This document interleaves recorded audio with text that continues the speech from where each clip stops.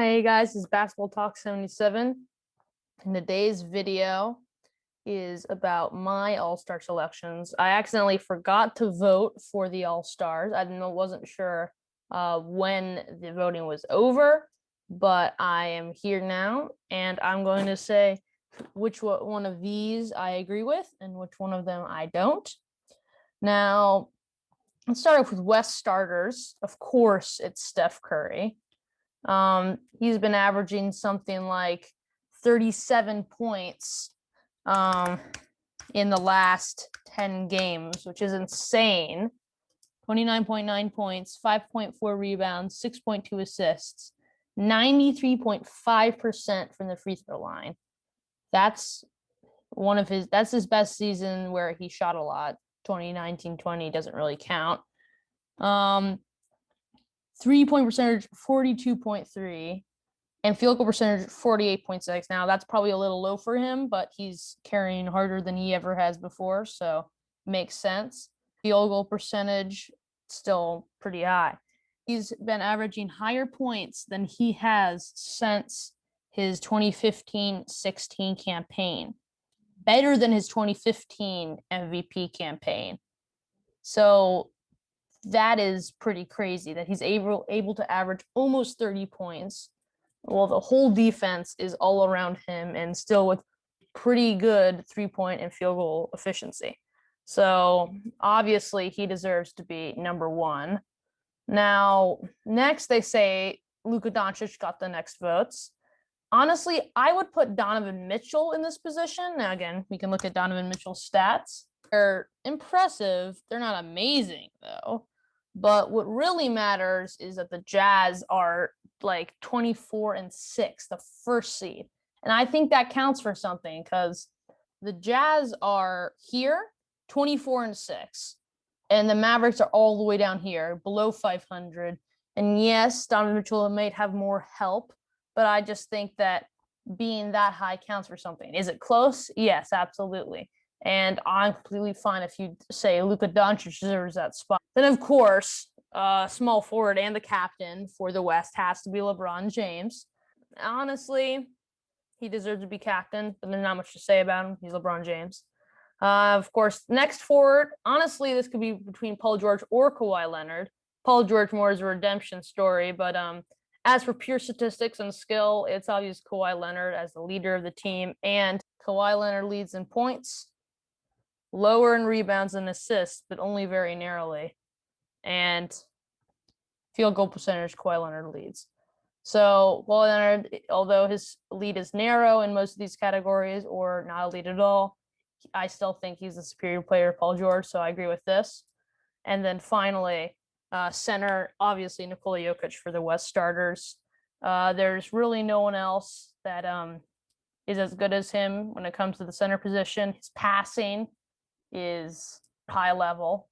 I mean, his team, so not too high, but he's shown a LeBron-like ability that when his team needs him, he is ready to score. And right here, boom, this is all you need to see. He leads every statistic on his team: steals, blocks, assists, rebounds, and points.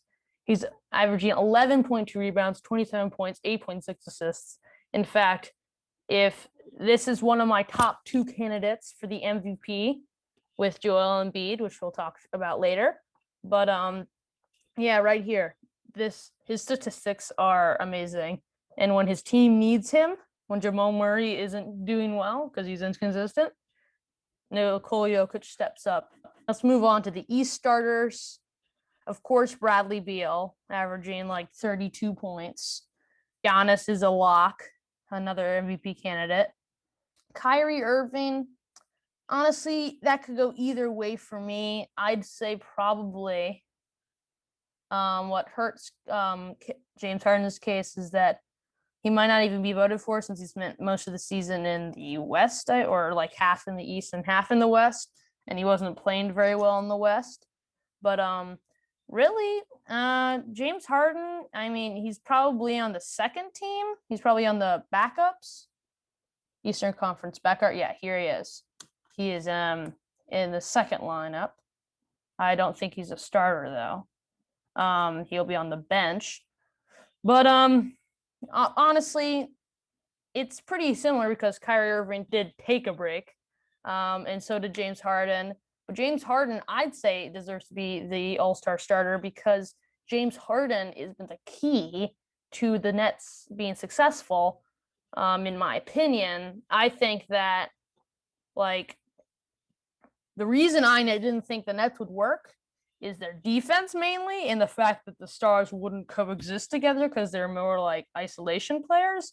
But it's been James Harden's willingness to be unselfish and the lead ball handler for the team that has allowed him to be my all-star and perhaps prove me wrong and let the Nets be very successful this season. Their defense still needs to be worked out, but as for the offensive end, I think a lot of the credit should go to James Harden. So honestly, I could put James Harden in this position, but really it could go either way. But of course, Bradley Beal is a lock. Kevin Durant coming back from Achilles injury, still averaging amazing statistics. Goes from 26 to 29 points. Best averages since his MVP or just like Steph Curry.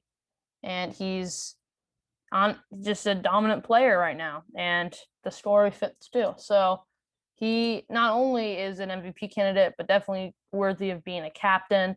Giannis is a lock. Joel Embiid is, at least at the moment for me, probably the narrow favorite for the MVP. And he is dominating in the paint this year. 30.5 points, 11 rebounds, and 3.2 assists. He's averaging 40% from three and 55% from the field. This is his best season yet by far. And I don't know. I think this is definitely worthy of an MVP, definitely worthy of a starting all-star position. Now, that's really all I want to talk about because I don't want to go through every position and make it boring. But all in all, I agree with the voters' decisions. I would probably take Donovan Mitchell over Luka Doncic and James Harden over Kyrie Irving. But for the most part, I agree with these starting positions. If you thought of something that I missed out on or didn't say, or a player that maybe deserves to be an all-star, or one of these players that doesn't deserve to be an all-star, then you can put it in the comments below. I hope you enjoyed this video. If you did, give it a like, subscribe, and see you next time.